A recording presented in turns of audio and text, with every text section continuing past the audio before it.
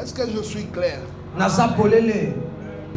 Cette marche dans le désert nous apprend à connaître Dieu et à lui obéir. Connaître Dieu et lui obéir. Alléluia. Amen. Je suis dans Exode chapitre 13. Je lis le verset 21 et 22.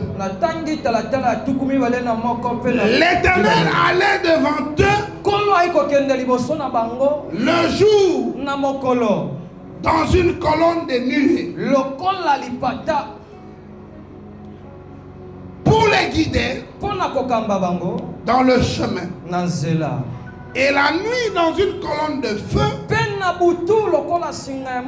pour les éclairer afin qu'ils marchassent jour et nuit.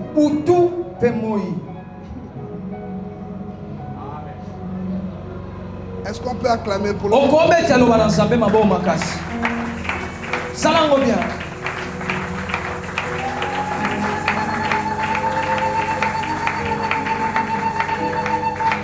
Je nous ai dit, mes bien-aimés dans le Seigneur, cette marche, cette traversée du désert, nous apprend à connaître Dieu et à lui obéir. C'est Dieu qui doit donner la direction de ta vie. Alléluia. Amen. Tout ce que tu fais par toi-même finit par te compliquer. Laisse Dieu guider tes pas. Dans chaque aspect de ta vie. Laisse Dieu guider tes pas. J'entends quelqu'un dire dans son cœur, Dieu doit me guider, doit me guider. Même pour que je trouve la femme de ma vie. Oui, Dieu doit te guider. Mais Dieu ne va pas choisir pour toi. Mais il peut te guider. Quelqu'un dit Amen. Amen. Oui, Dieu peut te guider. Mais Dieu ne choisit plus les femmes pour quelqu'un. Depuis qu'Adam l'avait accusé, la femme Dieu ne donne plus de femmes. Mais Dieu peut te conduire à trouver la femme de ta vie. Et à trouver l'homme de ta vie. Le problème est que quand Dieu te guide, des fois Dieu te guide vers une pierre. Quand tu regardes la pierre, tu peux la mépriser. Mais la pierre peut devenir un pain. Dans la technologie céleste, la pierre peut devenir un pain.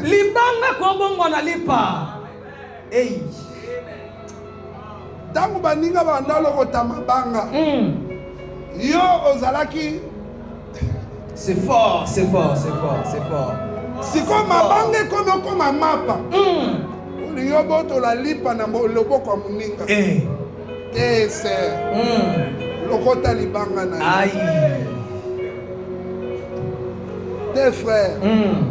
Lokota libanga na. Luka libanga na yo. Sunganga yebisa frère moko aza pembeni na yo ya célibataire. Yebisa ndeko moko mobali pe amwasi ya célibataire pene na yo. Nga lobi na ya mobali. Ka yebiso mibali kasi. Luka frère moko célibataire. Luka ndeko moko mobali ya célibataire. Bana Nzambe a dirigé yo. Yebisa Nzamba kambela ngayo. Et yo nde il faut pona. Yo pende siko il faut pona. Nzamba fungolo kaka miso. Nzamba fungolo miso. Et yo nde ozopona. Ancien Nathan, yo moko pona. Un frère joyeux. Yo moko pona.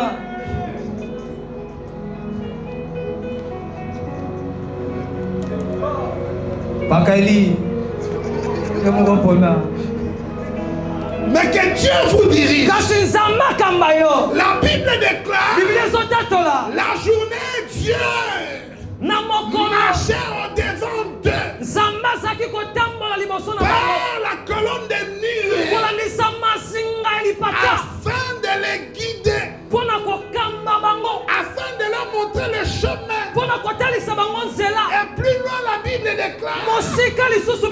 Lorsque la nuée s'élève, le peuple s'élève.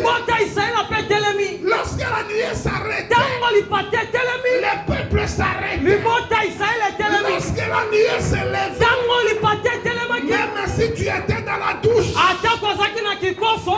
sommet de la trompette, la nuée a repris la marche. Toutes ses affaires cessantes. C'est lui qui préparait. Devait arrêter de préparer. C'est lui qui se lavait. Devait arrêter de se laver. Parce que la nuée s'est levée. Parce que la nuée s'est levée. Parce que la nuée s'est levée. Il faut avancer avec la nuée.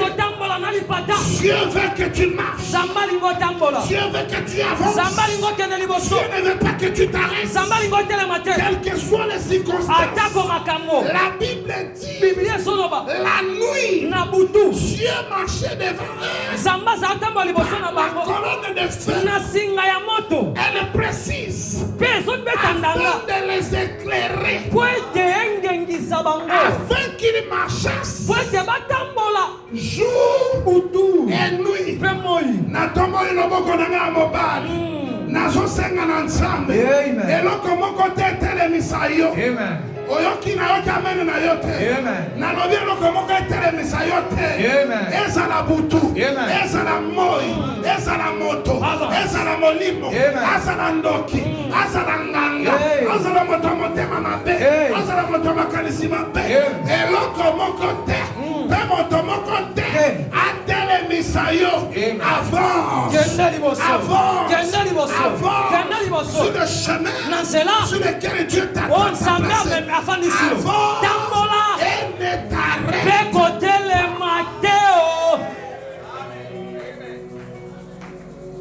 Afin qu'il marchasse jour et nuit. Que la nuit ne t'empêche pas de marcher. Que la nuit ne t'empêche pas de marcher. La nuit, ça peut être les circonstances de ta vie. Ça peut être des moments de ténèbres. Mais que les moments de ténèbres ne t'empêchent pas d'avancer. Car la colonne de feu est là pour t'éclairer. La colonne de feu que tu marches le jour, que tu marches la nuit, que tu continues à avancer, que tu continues à avancer. Aide-moi à dire à ton voisin, continue à marcher, continue à marcher, continue à marcher, ni les vents. Atako mokopete, topembula, molilite, mopolete, ele komoko tetele misayo. Continue dans ta croissance, dans la connaissance de Dieu, dans l'obéissance de Dieu. Continue à avancer. Même si le monde ne te comprend pas, continue à avancer. Au bout du tunnel, tu verras la gloire de Dieu. Tu verras la gloire de Dieu.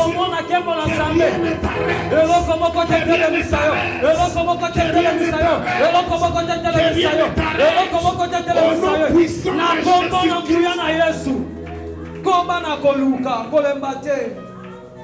Ne t'arrête pas. Kotele mate. Dieu voulait qu'Israël marche. Zamalinga qu'Israël tambola. La nuit comme le jour. Na butu pelo lenga Dieu voulait qu'Israël marche. Zamalinga qu'Israël. Le jour où Israël avait été sorti de l'Égypte. Na mokolo Israël imane Égypte. Ils sont arrivés devant la mer Rouge. Ba komeli bo soma ya monana. Ils se sont arrêtés. Batelemi. Ils ont commencé à faire les kanyinga. Ba komi kopona. Bazo nyinga lala. Chiluba na sambwa. Kaziazi. Ba komi, siko ba mot mususu est très profond na hébreu. Chiluba. Chiluba ba komi komi lela. Mais voilà sa dimension assez. Na hébreu. Na hébreu okokolo babakadi bajila kana okokolo banyinga lala. On est là. Baninga lala. Bon. C'est fort. Et puis me le koleka. Ils ont commencé à pleurnicher. À murmurer. Tu nous as fait sortir afin de nous faire mourir dans les déserts. Aide-moi, dis à ton voisin. Dieu n'a jamais formé les plans et t'enterrer dans les déserts. Les déserts étaient un passage. Ce n'est pas le lieu de ton enterrement. Ils ont commencé à dire, n'y avait-il pas de sépulcre? Le projet de Dieu n'a jamais été de t'enterrer. Ni en Égypte, ni dans la mer Rouge, ni dans les déserts. La Bible déclare, je connais le projet, je connais les plans que j'ai dessinés pour vous. Je connais le projet que j'ai formé pour vous. Projet de paix et non pas projet de malheur. Dieu connaît le projet. Toi aussi tu dois connaître le projet afin que tu continues à marcher. Quand tu marches dans le projet de Dieu, rien ne peut t'arrêter.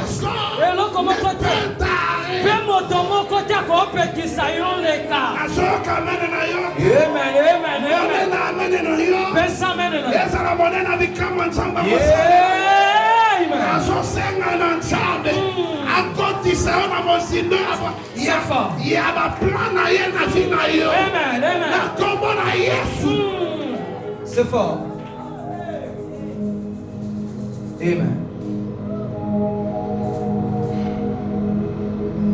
N'y avait-il pas de sépulcre? Qui t'a dit que le projet de Dieu c'est de t'enterrer?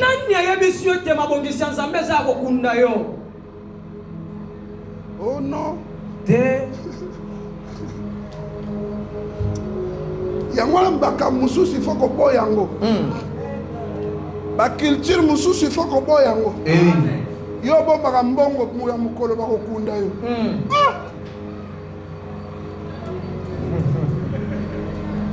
Domana kamwe. Kamwe. Ozola la nzala. Nozo bomba mbongo. Donc projet na yo eza liwa. C'est fort. C'est fort. Frère kendo bimsambongo wana ciao Frank. Na okia menete. Zongo lo kwa lisakoli. Bimsambongo wana zo kangela banzela ya vie. Oloba tate na zo épargner pour na tonga na tie pour mukolo yo koku. Frère bako kunda yo. OK ipe. Tie soko kufi. Joko kokufa. Batu musunde bako kunda yo. Amen. C'est la loi de la nature. Quand d'autres ont pris soin de toi pour que tu de la même manière, on va t'enterrer. De toute façon, si tu as l'argent, même si tu n'as pas épargné spécialement pour t'enterrer, on va t'enterrer avec. Vie. Vie, frère. Vie, ma soeur. Je connais une dame. Ta maman était très malade. Je ne vais pas citer sa tribu pour ne pas choquer. On est en Christ ici, il n'y a pas de tribu. Alléluia. Sa maman était très malade. Elle lui a dit, na place boye na ndako na chambre kota kumona mbongo zaliwa ukumona insali. La fille est allée la vérifier. Mona keye atali. Effectivement, il y avait beaucoup de. Ya solo mama bomba kitala mbongo. Soki na kufi. Kobimisa mbongo. Mama bi kakate abiki.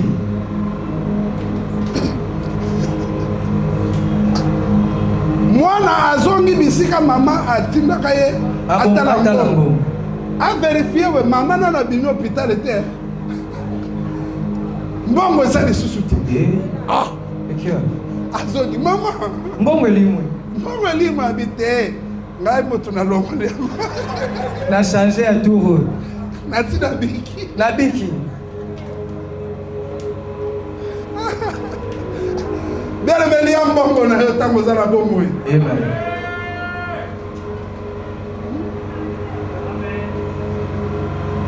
Oya za mato ya koyoka. Ayoka. Oya za na motema kondima. Andima. Boboto. Bondeko.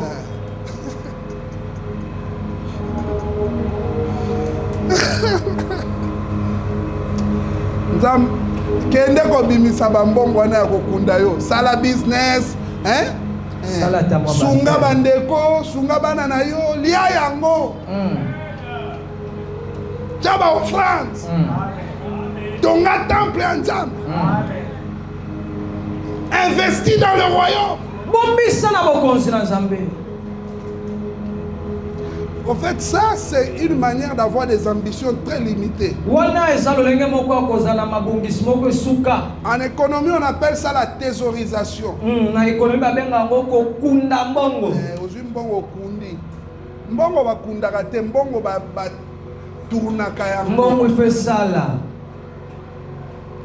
Est-ce que je parle à quelqu'un? Est-ce que le Saint-Esprit a parlé à quelqu'un? Alléluia. Amen. Alors Israël a commencé à murmurer. Dieu a dit à Israël, non, vous devez marcher. Quand Moïse est allé prier, Dieu dit à Moïse, je vous avais dit quoi? De marcher. Ah, on comprend, hein? Frère ami, tout le temps, mer rouge, yango et barrage. C'est fort. C'est trop fort. Ah oui. Quand Dieu te dit de marcher, il ne regarde pas qu'est-ce qui est devant toi. Parce que le Dieu qui t'ordonne de marcher, il est le Dieu dont il est dit. Alléluia. Amen. Il est capable d'aplanir les montagnes. Il est le Dieu dont il est écrit dans les psaumes. Au son de sa voix, les mers, les océans se déchirent. Lui, il t'a dit seulement marche. Pourquoi tu t'es arrêté? Dieu sait qui a la main rouge. Mais il te dit marche. Dieu dit à Moïse, Naloba ki botambola. Dieu n'est pas fou. Zamba libomate. Maman va dire que ça nzambe ba leçon ya physique. C'est comme le jour où le Seigneur a dit à ses disciples, allons de l'autre côté. Allons à l'autre bord. Comme il avait déjà libéré la parole, il est entré en dessous de la barque.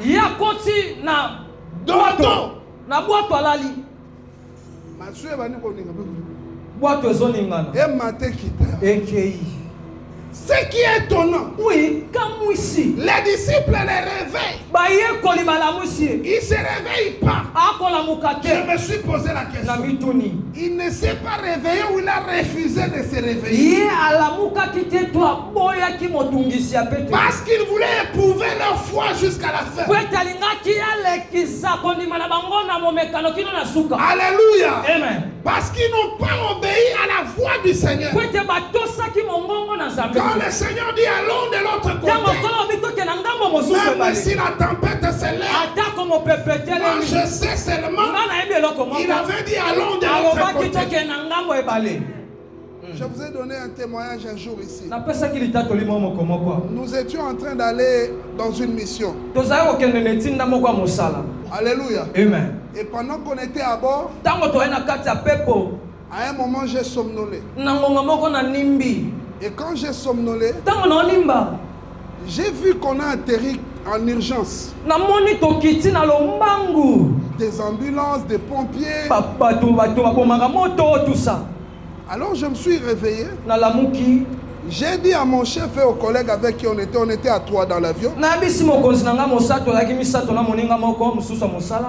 Je leur ai dit pendant que je somnolais, j'ai vu que nous avons atterri en urgence. Avant même que je n'ai fini de parler.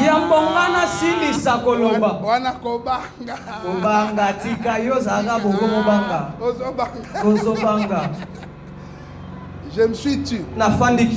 Et pendant qu'on a avancé, à un moment donné, on a senti, on a entendu un bruit. Boum. Un moteur nous a lâché. On était en tout cas dans la vitesse de croisière. C'est combien de 1000 pieds au-dessus de la terre.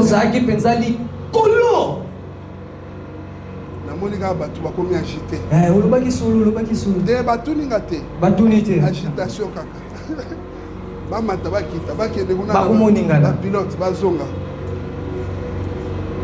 et on a commencé à atterrir en catastrophe. Alléluia. Amen. Parce que dans des circonstances comme ça, l'appareil doit atterrir dans l'aéroport le plus proche. Alors on devait atterrir dans une ville d'Algérie qu'on appelle Oran. Comme on était très haut, le pilote doit manœuvrer pour que l'avion descende plus rapidement possible et ça crée des phénomènes là.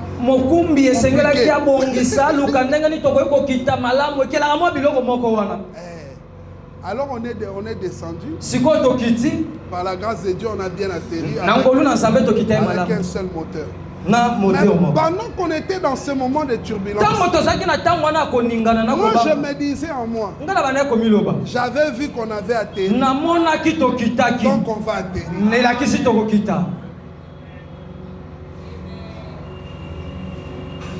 J'aime Dieu. Le Dieu dont Moïse parle, dit l'Éternel, le Dieu des Hébreux m'est apparu. On était là tous dans l'avion. Moi j'ai vu la scène. Parce que le Seigneur est le Dieu de tous les esprits. Chez lui, l'avenir, le passé, le présent sont. Alléluia. Amen. Et quand il a révélé quelque chose, c'est qu'il y a le contrôle.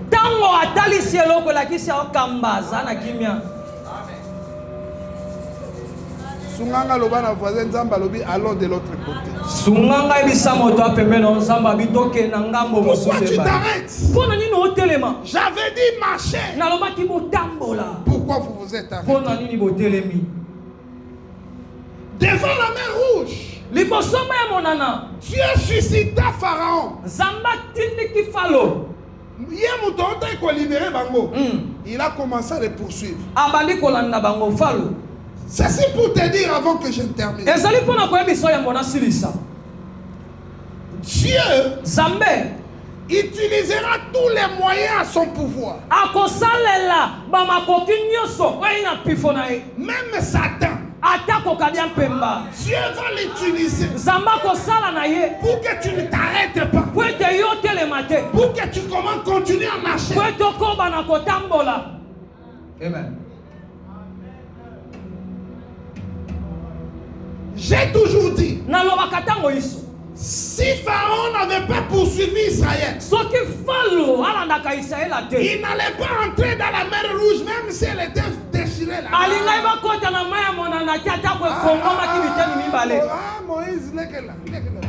Moïse tika makambo wana Mose. We moya mbele anzi hapo. Nga na suki hapo. Ouais, biso to ba vrai nationaliste. Bo tonga ngate wa lobai na chiluba na lobi pe na Swahili.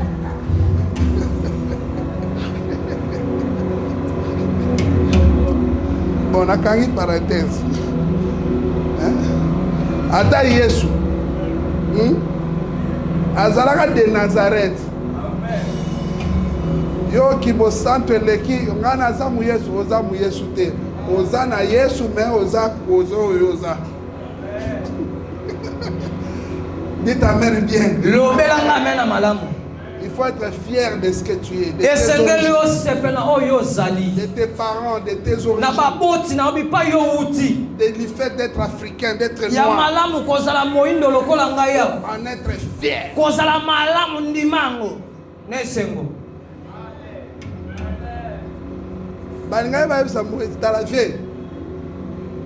C'est vrai, ton moni mère est fungwami. Mais yon est leader banda. Son quantité bisopé. Comme Dieu peut utiliser même Satan pour te faire avancer. Dieu a suscité Pharaon. Oh, dans les plans de Dieu, c'est pour que ces gens avancent. Parce que leur projet à eux, c'était, il y avait des sépulcres, il y avait des tomates et des concombres frais. Dieu t'a promis le lait et le miel. Tu penses aux tomates et aux concombres.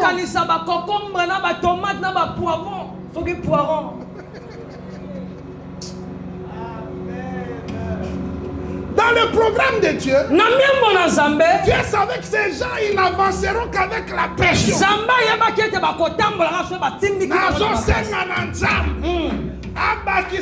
Sous pression. Amen. Qui sa pression. Amen. Patiemment. Obala. Amen.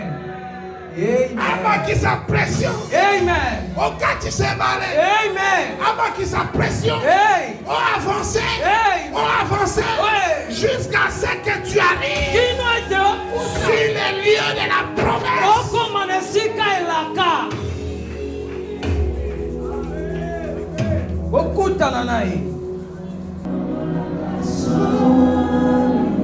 Zambalole Asala kanangonga Atango na ye Manger nous babeta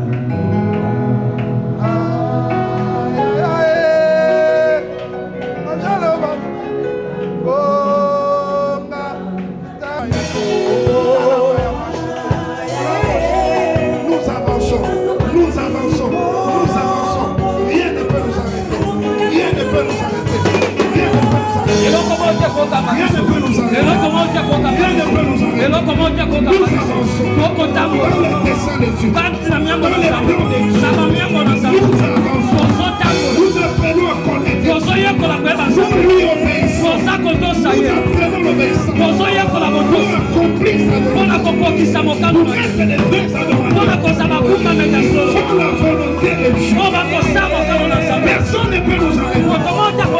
Aucun sorcier ne peut nous arrêter. Aucun humain ne peut nous arrêter. Aucun esprit ne peut nous arrêter. Au nom de Jésus. Au nom de Jésus. Au nom de Jésus. Au nom de Jésus.